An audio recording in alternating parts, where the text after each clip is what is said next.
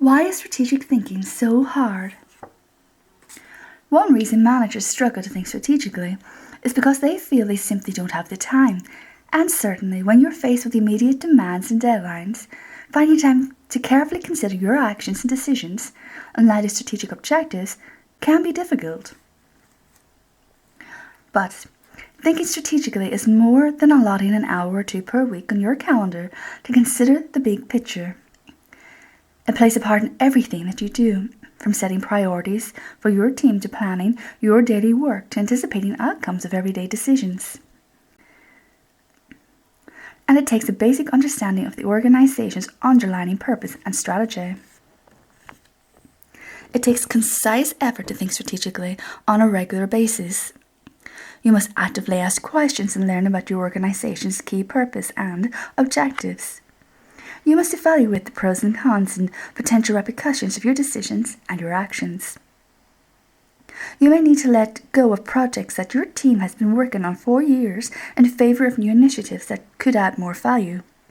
And in some cases, you may need to decline new opportunities, even if they seem exciting, simply because they are not in line with your priorities.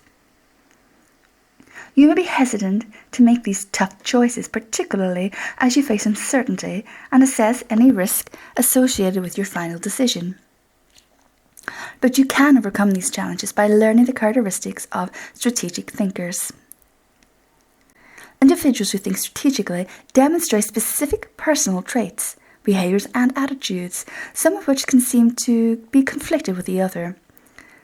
Some of these attributes include curiosity. You're genuinely interested in what is going on in your unit, company, and industry, and the wider business environment. Consistently. You strive to meet goals and pursue these objectives persistently. Agility. You are able to adapt approaches and shift ideas when new information suggests the need to do so. Future focus. You constantly consider how the conditions in which your group and company operate and change in the coming months and years. And you keep an eye on the opportunities that may prove valuable in the future, as well as threats that may be looming. Outward focus.